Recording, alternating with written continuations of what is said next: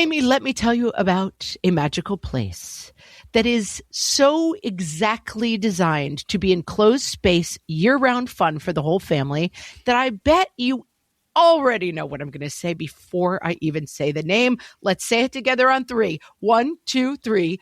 Great Wolf Lodge. You got it, Amy. My kids loved Great Wolf Lodge when we went. You probably already know that it has a huge indoor water park with a wave pool, lazy river, a bunch of massive water slides. But then your pack can hit the other attractions because wait, there's more. Great Wolf Lodge has adventure-packed attractions like Magi Quest, a live-action game kids can play throughout the lodge, plus the Northern Lights Arcade. Spent some quality time there, so your kid who loves the lazy river and your kid who loves fantasy games will both have a great time. Great Wolf Lodge also offers great dining options and complimentary daily events like nightly dance parties, all under one roof. Unpack the car once and you're settled in to have fun. And with 22 lodges across the country, you're always a short drive away from adventure.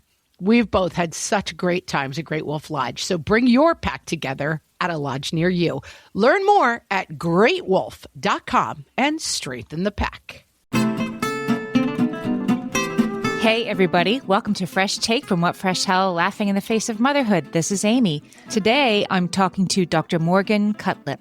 She is an author and relationship expert, experienced and trained in translating psychological theory and research into practical, accessible, and actionable advice, which she shares with her clients and followers on social media at Dr. Morgan Cutlip, through her Love Thinks podcast and on her blog.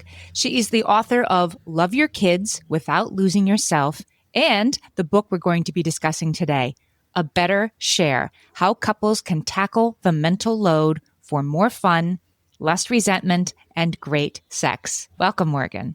Thank you so much for having me. It's great to be here. So let's start with the balloon story, the straw that broke the camel's back. Tell us. It's very familiar. It will be very familiar, if not in the particulars, the general of what happened in your house one day.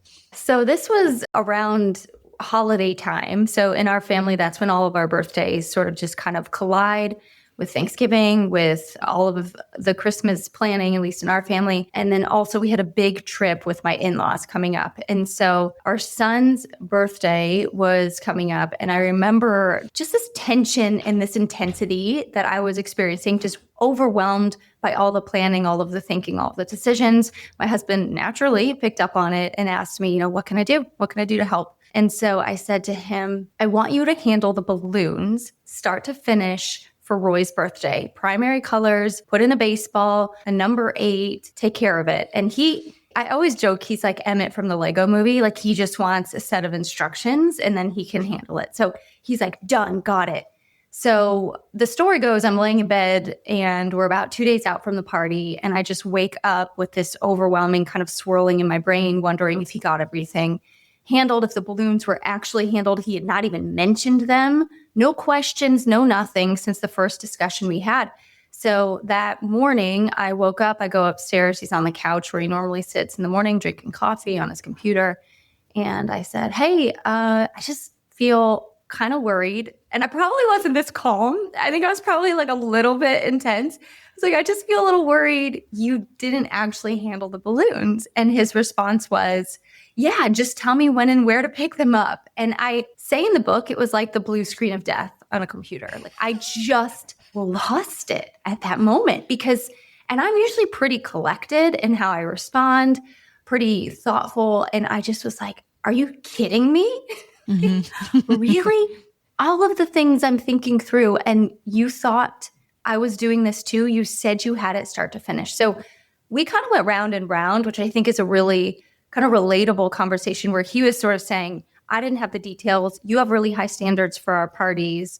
I thought you would have a real particular opinion about the balloons. I actually didn't this time. He wanted more details. I felt like he should have asked me if he had questions. Stop being passive about it, which is a big complaint of women, of their partners. It's this passivity in the home and family life. And so we went round and round. I actually wrote that story in the book about 3 days after the actual argument. And I remember taking my printing it out and bringing it to my husband, it's still fresh, and saying to him like, hey, I'm thinking of opening the book like this. Like, how you feeling about it? I've been there, right? So this isn't the book. Just so you know. But he's a good sport about it. Well, you do a good job of explaining. I think everybody listening who's a default parent's like, well, you said start to finish.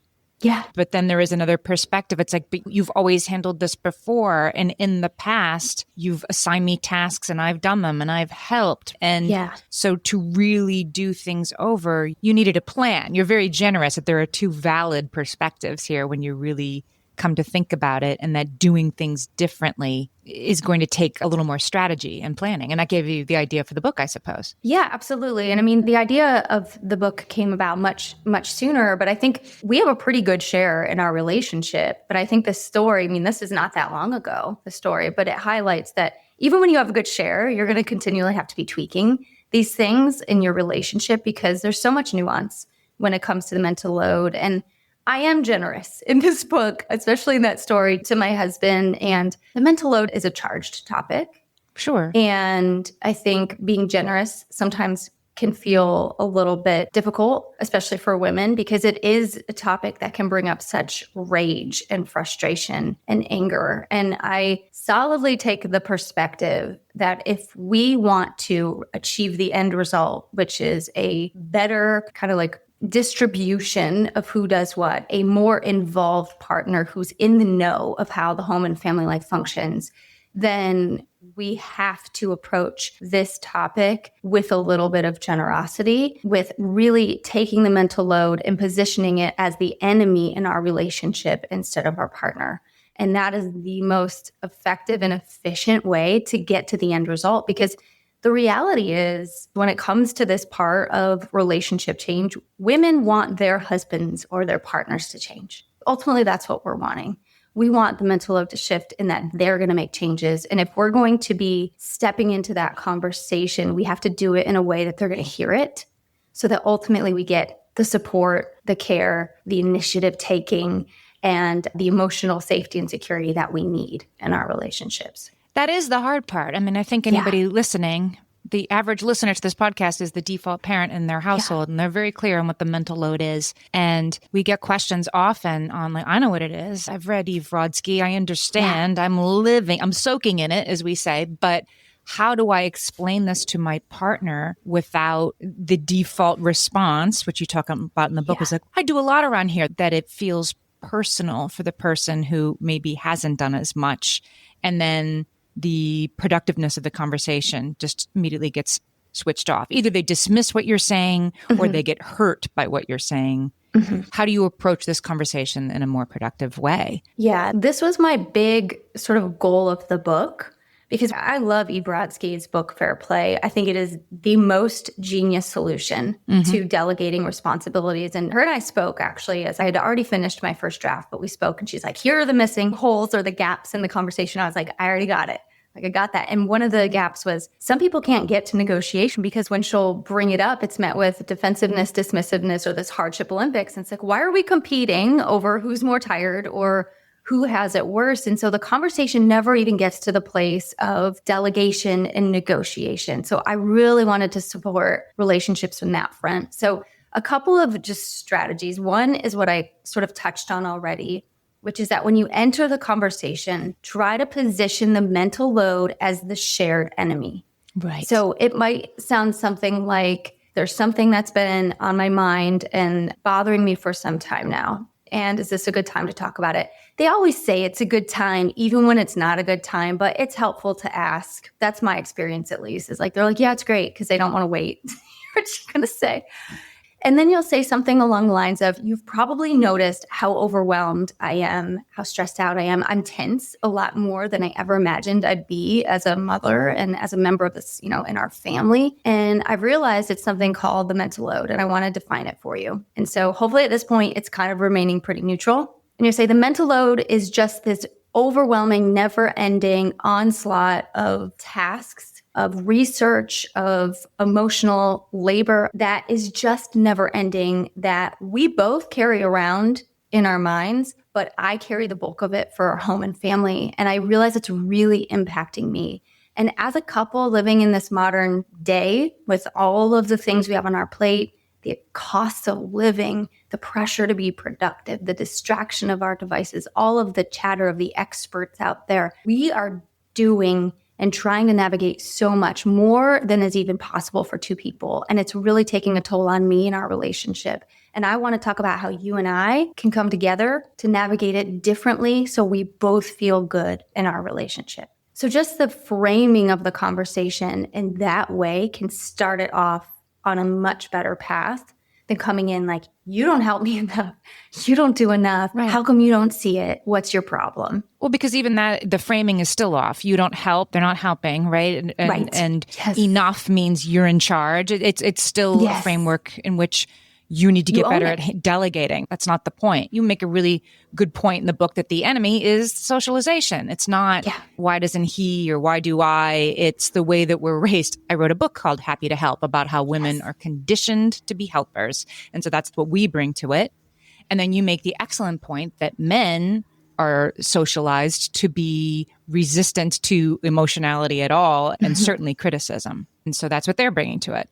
I think in many ways, and I know there's a lot that goes into how we end up in our roles and who's managing what, but in many ways, the game is just sort of rigged. So we're existing in the system where we're evolving faster than we've been kind of set up to exist in our relationship. So I love your book, by the way, but women are taught to self-sacrifice for the sake of our relationships. And so we enter into family life prioritizing an entirely different set of things. This is one big comeback that a lot of partners say that's really frustrating is, her expectations are too high. She makes things harder on herself than she needs to. But when you understand that part of why we have really high expectations for home and family and how we raise our kids is because we're judged around these things. Society holds us to high expectations. Right. I took my son to an event at his school. It was in the evening. I'm in Southern California, so it's all relative, but it was kind of cold. It was raining. And I said to him, grab a coat. He goes, I don't want to wear a coat. I was like, dude, just grab a coat. And he goes, Mom, if I take a coat, I'm not going to wear it and I'm going to lose it. And then you're going to be upset that I lost my coat. I was like, appreciate your self-awareness, and that's accurate.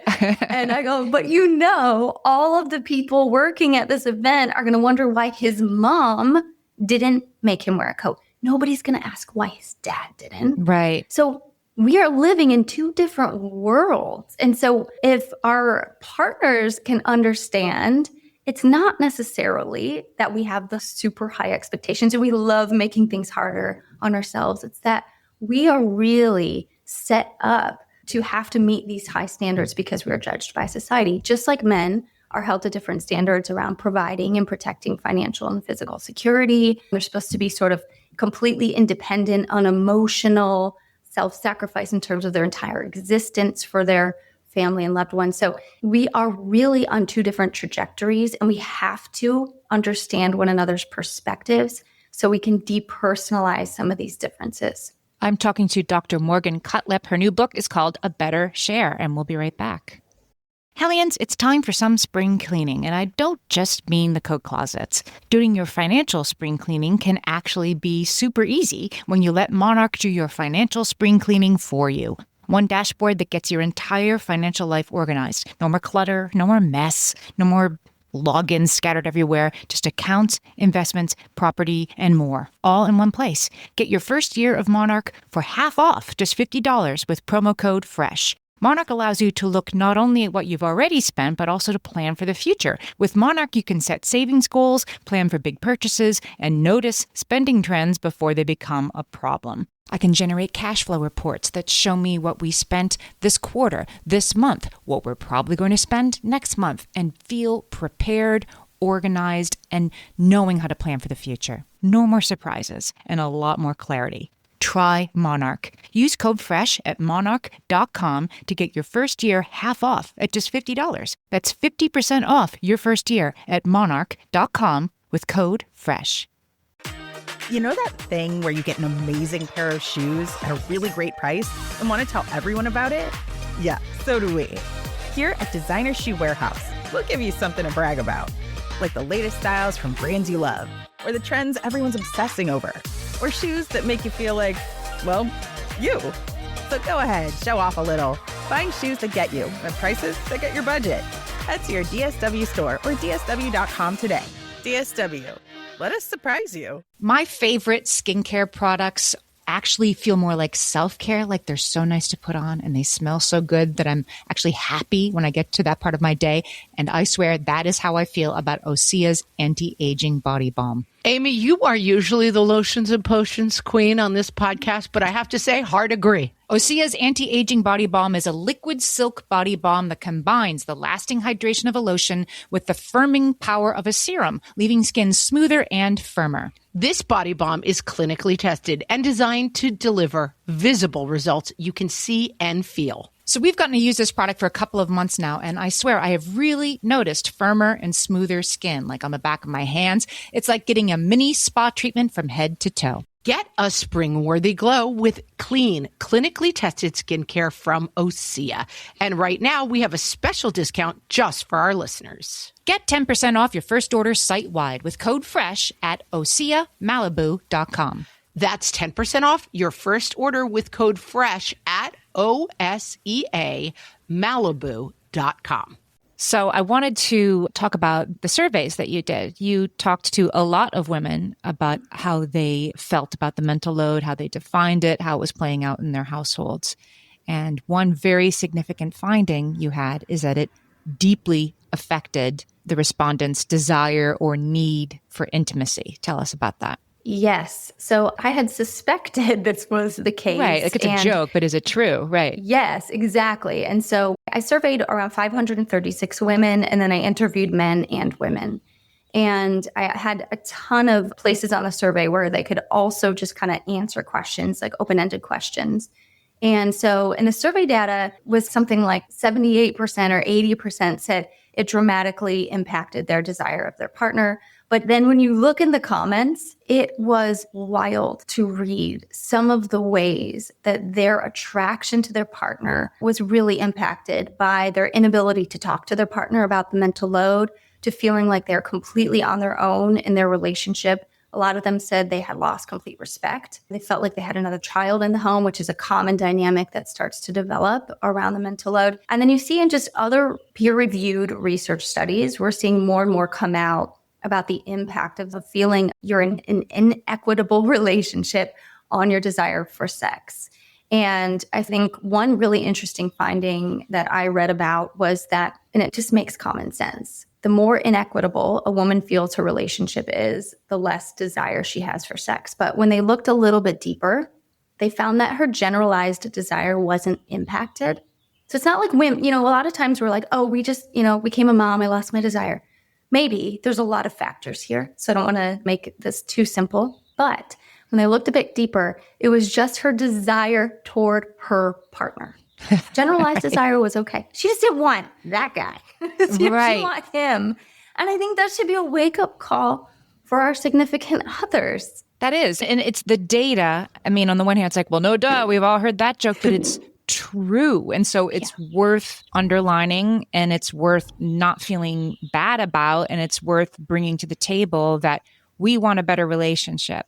We're on the same side of the net. The goal is a better relationship. The enemy is this mental load that gets in the way for both of us. And that if we can improve this, our entire relationship will improve. And if we can't improve this, then our entire relationship will continue to suffer from it. I mean, it seems like it's a pretty neutral way to say this is just how it is. Yeah. And unfortunately, sometimes the neutral way still stirs up this defensiveness and this hurt. But it's exactly right. The mental load is a relationship. It's a societal and all of these types of issues. It's a systemic issue, but it's also a relationship issue. It will slowly erode connection, respect, trust, closeness, and intimacy. And so dealing with it, really taking this part of the relationship seriously is so incredibly important for both partners. Another thing you talk about in the book that I thought you took apart really successfully in a way I hadn't thought about before is I think we all walk around, or many of us, with this sort of internalized, if your relationship was great, then you wouldn't have to talk about it.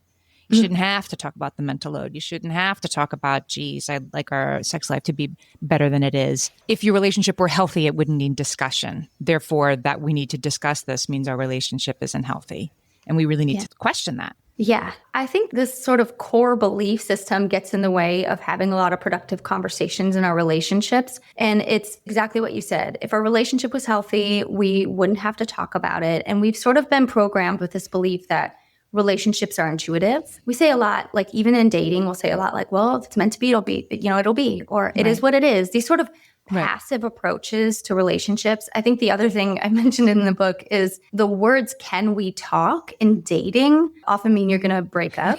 And so then it's like we have to do this entire like flipping of the script when we're in a committed relationship so that we can talk about it regularly. I think we don't often have a lot of role models that show us what healthy resolution of conflict looks like. And so we enter into the relationship sort of being at the peak, at a high. It's easy in the beginning. And then you need to start talking about it because like any other aspect of life, it's going to be pulled toward disconnection. There's not any part of life that we don't regularly have to maintain. If you have a plant, you have to water it. If you have a car, you have to change the oil. If you work, you have meetings where you touch base and you make adjustments because life is busy. Things are going to pull us toward disconnection. Things are going to always be kind of interrupting our ability to stay close. Our relationship is always operating at a deficit. That doesn't mean anything's wrong. That's just life. That is just life. And if you can get on board with that, okay, we're always at a deficit, then it's normal for it to need something. And one of the ways you check in on that is that you just touch base and you talk about it. It's just a maintenance behavior. And it's so important. And it's almost like adopting the growth mindset of relationships. And it's funny because it's like we're teaching this to preschoolers and kindergartners. But when it comes to a romantic relationship, it's like all out the window. So I think it's really important we sort of revive that belief system in our committed relationships. We did an episode recently on family meetings, which were both with your partner and then sometimes with your kids too. And anyway, we had on that idea that they need to happen on a regular schedule so that can we talk doesn't be like, here we go again. She's going to tell me I'm no good and I don't do enough around here.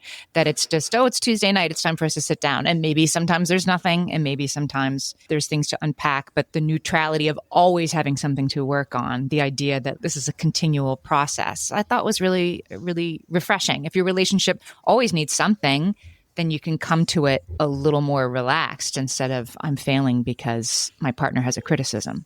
Yes. And I mean, the idea of family meetings or relationship meetings is not new. It's in my book too, but it's really one of the best things you can do to maintain your connection in your relationship. A lot of people avoid them because they feel awkward, and they are awkward.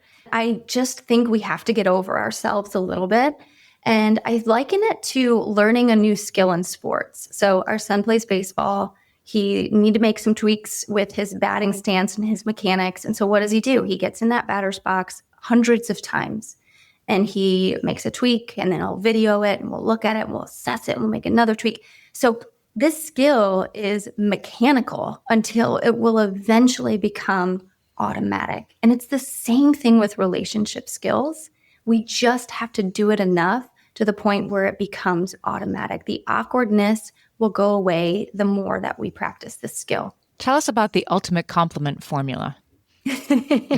This seems to me like an example of something that could start being feel a little formulaic and then become just how you do things. Yeah, it's going to be real awkward at first. This is really important. Showing gratitude and appreciation is one of the fastest and biggest ways to shift the tone in your relationship. Appreciation and acknowledgement was also the second most asked for thing by women or from their partners around the mental load. So this is really important. So the ultimate compliment formula came about because my husband gave me these very generic compliments that didn't do anything for me. And so I came up with this formula to help him get better at it. So it is observation of something that you see or a personal quality, plus how it makes your life better. So an example might be something like, I noticed how much thought you put into snacks for our kids. And I got to tell you, I never even think about them getting hangry. I know they're getting enough nutrition, and I just appreciate how well you care for our family. Stuff like that, once a day, both partners can do this for one another. Once a day will dramatically change your relationship right there. What about, this is something I'm recognized as something I do. It's like, but I already do that. When somebody says that I need you to express appreciation for me, and your partner says, I do that. I already do that. What's the right way to rethink that? I think sometimes, so when I think of needs in relationships, it's usually a need is something that you want added to the relationship, you want subtracted, it's like something to stop, or you want it multiplied. So when we interpret that, we're thinking of it as if they're saying we never do it, when really they might be saying, I just want more of that thing that you're doing. And that's normal. It's normal to have needs. It's normal to need different things than our partners. And I think we have to remember that when we're on the receiving end.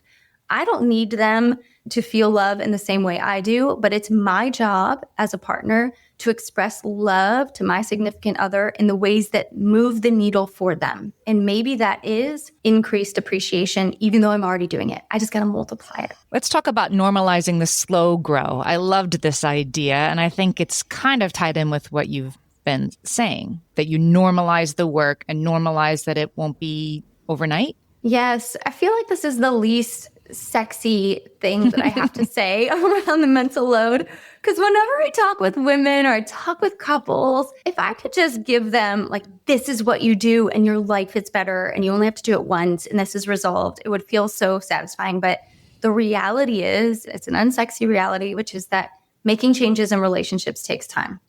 So the mental load shifting, it's almost always one default partner. And so then you're having to kind of walk back these patterns, integrate new ones, learn new information. All of this stuff takes time. And I think we have to normalize that so we can have some grace and some patience as we're making these changes in our relationships. And change always comes with a little bit of a setback. So the new change will happen and it'll get practiced a little bit and then you'll revert back and you have to kind of adjust. And then the change will happen again. And so it's a normal part of growth. Getting it right the first time is sort of the exception. I end the book with giving a meeting agenda. It's called a share meeting, so scheduled home and relationship effort. And one of the main reasons for having this regular place to touch base is so that as you're making changes, you have a forum where you can come together and it's expected that you talk about what adjustments need to be made. And you can touch base on kind of like if you're sliding back a little bit and you can talk about this and it's not going to be hopefully met with any defensiveness. I'm talking to Dr. Morgan Cutlip. Her new book is called A Better Share. When we come back, we're going to talk about how we can get more receptive to how our partners might want us to change. All my kids learned to swim when they were little. It was super important to me that they be confident and safe in the water. There was only one problem with that: taking them to swim lessons. I mean, the pools were freezing. There were always cranky adults doing laps right there. And it was definitely not, for any of us, what you would call fun. Amy, heard. But now there's Goldfish Swim School. Goldfish takes a really thoughtful approach to swim lessons, combining research-based teaching with a warm, kid-friendly environment that actually helps kids thrive in the water. Every detail at Goldfish is thoughtfully designed to create a golden experience, from shiver-free, warm indoor pools to comfy waiting areas for parents to professionally trained lifeguards on deck. Goldfish uses an approach called the science of swim play, which combines guided play with proven teaching techniques to help kids learn to swim, build water safety skills, and gain confidence, all at their own pace. Lessons are designed to meet kids exactly where they're at. If you've been thinking about swim lessons or just wondering where to start, this is a great opportunity. Right now, Goldfish Swim School is offering a waived membership plus your child's first lesson free at participating locations. Just visit goldfishswimschool.com/free to find a location near you and enroll using promo code FREE. That's goldfishswimschool.com/free, promo code FREE. Amy, when I'm having a good hair day, it usually makes my whole day better. And that's why on every day, I'm taking Nutrafol. Nutrafol is the #1 dermatologist-recommended hair growth supplement brand. And it's the #1 hair growth supplement brand personally used by dermatologists. Nutrafol's hair growth supplements are peer-reviewed, NSF certified for sport, and clinically tested. Nutrafol offers multiple formulas for men and women, tailored to different life stages and lifestyle factors, so you get support that's actually right for you. Adding Nutrafol to your daily routine is easy. Order online, no prescription needed, with automated deliveries and free shipping to keep you on track. Let your hair be one less thing to worry about. See visibly thicker, stronger, faster-growing hair in 3 to 6 months with Nutrafol. For a limited time, Nutrafol is offering our listeners $10 off your first month subscription and free shipping when you visit Nutrafol.com and enter promo code LAUGHING. That's Nutrafol.com, spelled Nutrafol.com, promo code LAUGHING. So I love the ideas of like, this is how you can help your partner who doesn't understand the mental load conceptualize it, contribute, feel less attacked and more wanted. And you talk in the book a lot about how we have to check our ego at the door. In order for these things to change, we might need to question some long-held beliefs or patterns that we have, that we're bringing to things. So let's walk through a little bit of that, because it isn't just like, you just need to make him see that he needs to do more and then everything's great. This is two people participating. These are like the unsafe things to say on social media.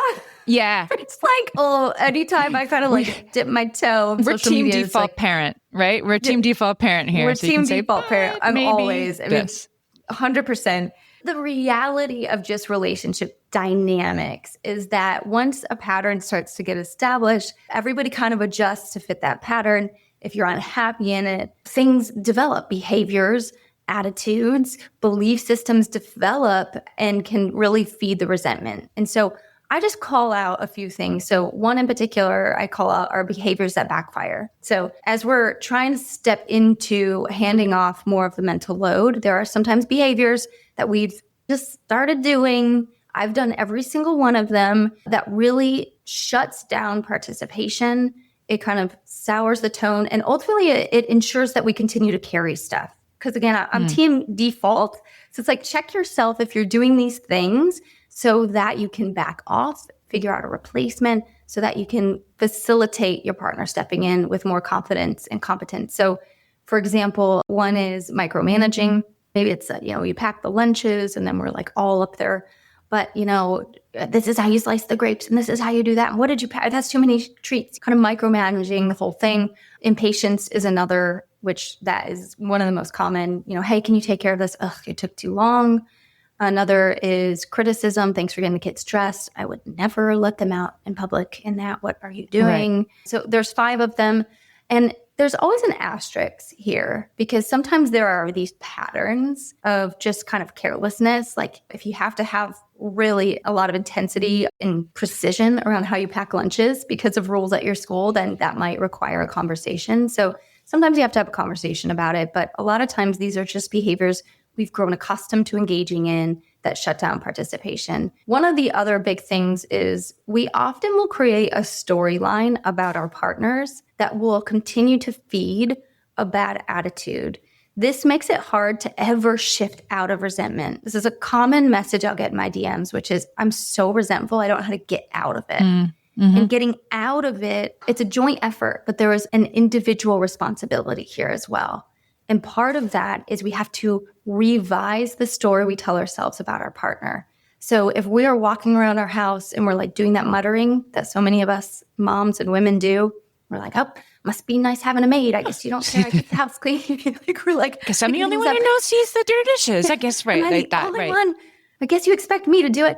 This is all revealing of the storyline we have created around our significant other. So as they are stepping into making changes, that's the joint responsibility here. As they're stepping into making changes, it's our job to shift the story, give them the opportunity to prove us wrong, make a little bit of space for that. We start to focus on the ways they are showing up and start to kind of revise some of these kind of just tapes that we keep replaying in our heads around how they are continually letting us down. You say that gracious interpretations lead to good interactions. So by being gracious, of course, it's hard because when you are like, I'm sure I'm nuts, he probably totally got the balloons and I'm going to be completely overbearing if I bring it up and micromanaging. So I'm going to let it be. But I hope he did it. You're trying to be gracious. It was not your interpretation that was the problem, but it was your not wanting to seem like a micromanager that maybe made you not ask things sooner. Yes. And I think this is why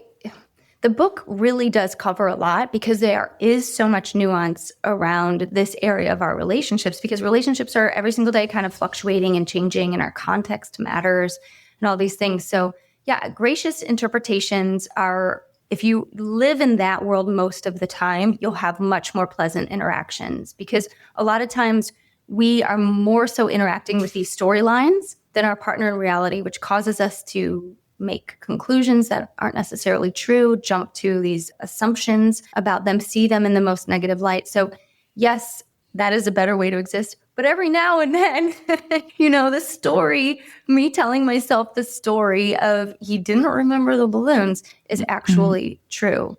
And so that's why there's so much nuance around this topic, and being able to then navigate through the conversation when that tension arises potentially becomes a really important skill to develop, which I think the book does a good job of giving some really tangible tools for how to navigate those trickier moments.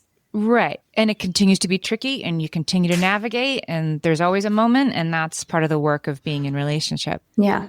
You talked too about kids, how kids can participate, and you had a really good strategy for getting kids to participate that maybe was a step away from the chore chart, and you riding herd to make sure they fed the dog or whatever. So the goal with kids is that you want to increase initiative taking. And part of what's required for initiative taking is the ability to observe things that need done, to notice them, to see them, and then to have action associated with it. And so you can do this.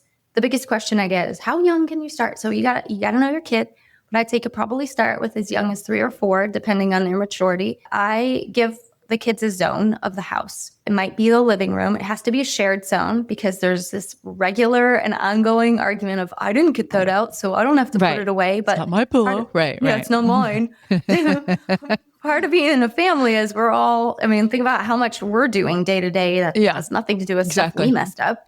So part of being in a family is being a team. And so it's a shared part of the home. You give them a zone like the living room. And there's lots of ways that you can kind of implement it depending on your kids. So it might be once a day they have to check their zone, or throughout the day they're in charge of maintaining their zone. So like picking up the throw pillows that inevitably get tossed on the floor, folding up blankets, picking up the Legos. What I've had to do with my kids is like once or twice a day, I'll just say, zone, go see and do. And that just prompts them to head to their spot, and they go check it out, and they take care of anything that's out of place. So we've done, the bathroom, they share. My daughter's cleaning up son's spit, and then we'll switch, and sometime he'll be wiping her stuff down. And so it's a nice way to step out of having to give them a list of things that need done. It's like 3 words. So you're not doing all this talking and explaining. It doesn't I don't know if it's ever prompted any pushback, because it's just kind of like, go to your zone. Like, okay. And they go, they take care of it, and it's done. And it's fostering a sense of teamwork in the home, shared responsibility, and also the ability to observe what needs done and actually take care of it. That's right. Because we hear so much the whole like, well, I don't see the mess, right? Or they just don't see the mess. And that is a reality that we collectively participate in. But I love this idea. Go notice, right? Go notice what needs to be doing. With my own older kids, that was a real struggle for me. Like, I want you to start noticing. And we're getting to that point. And I think it's a good idea to start before they're teenagers and more likely to disagree and push back with any idea that you might have, because you're the one giving it. So I think it's a great idea to start. And I love the idea of a zone instead of go ask mommy how you can HELP, which is the dirty word. Yeah, because even the chore charts, like I'm not opposed to those or the lists. Yeah. What it's still saying, what we're kind of like inserting into their little minds is that we're the owner and we're delegating to them. Yeah. And that's a belief system that I think culturally we're wanting to shift. And so this is a really simple way to shift it in our homes, which can eventually ripple out to make a pretty massive impact as a society. You say that along the way, we can't overdose on appreciation. And this is where I get a little stuck, I think. The whole like, am I really going to thank you for fluffing the throw pillows or remembering to do the thing for once? And when you don't thank me for everything I do all day long, right? But appreciation is useful. It's useful for a peaceful home. Yes. And it just doesn't cost us anything. It's funny because I've received messages before where people will say things like, I'm not going to thank him for emptying the dishwasher because he just should do it. And I don't know. To me, I'm like, I don't even get that worldview, because don't you want to exist in a relationship where there is a free-flowing sense of appreciation? And sometimes we have to give before we get. And a lot of times we don't like to operate like that. We're waiting to get until we're willing to give. And so I'm challenging people in their relationship to increase the appreciation. What often happens is that it takes a minute, but then it starts to come back at you. When you just normalize it, we're just going to thank each other for things. Just as I thank you for emptying the dishwasher doesn't mean that I own the task and you're doing me a favor. It's just I'm acknowledging the effort and the value you're adding to our home. So I would challenge people to increase it as much as possible. Again, there's even research that talks about how showing gratitude in our relationships is one of the fastest ways to shift the tone. So thank them for emptying the dishwasher. Thank them for, going to work or picking up the kids or coaching the team. It does not cost us anything. It doesn't devalue all that you do. There's these underlying kind of just like aggravations that we have. Like, if I thank them, then it's like, am I not as important as they are? I don't know. There's these sort of like angsty things we sometimes have about it. So it's important to push past that and experiment with it. Well, I think we really want to get that appreciation. Well, nobody appreciates me and nobody thanks me, which is kind of true. But the fastest way to getting that appreciation might be by modeling it. Yes. And I find that, we talk a lot about, I think women really struggle to assert their needs, but I think men are actually pretty bad at even identifying what they need and speaking them out. And so men will often act as if they don't need appreciation, but it is a big need for men. And so I don't know. I think there's a silent undercurrent sometimes of feeling taken for granted on their side too. And I know as a default parent, we're like, are you kidding me? Oh, really? Are you serious right now?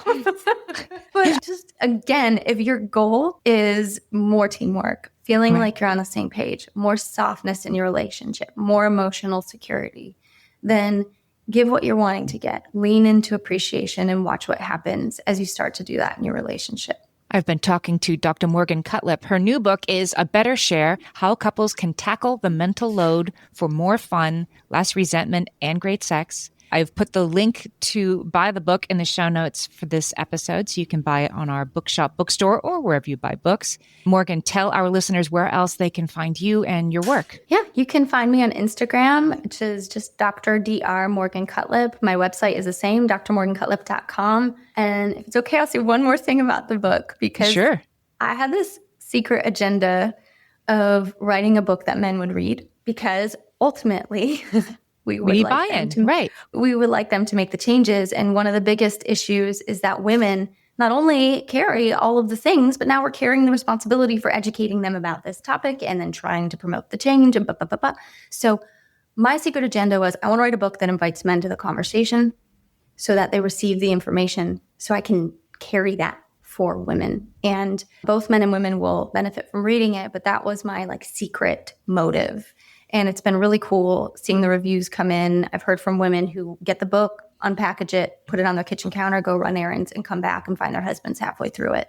So it's been going really well in terms of men receiving the message and the words in the book. And so I just kind of wanted to put that out there, because I think that was kind of like a gap in the mental load content. I totally agree. I agree that it was needed. And I agree that this book does that. You do such a good job of being like, look, two people are bringing this. Here's your maybe misapprehension. Here's what your partner's misapprehension might be. Two sides to every story. You balance it super well. It's a great book to read and then share with your partner and say, I'd love for you to read this. And then I'd love to talk about it. Yes. And sex on the cover helps. And sex on the cover is probably an additional selling point. It was strategic. Morgan, thank you so much. This was a great conversation. And I really appreciate you talking to me today. Thanks for having me.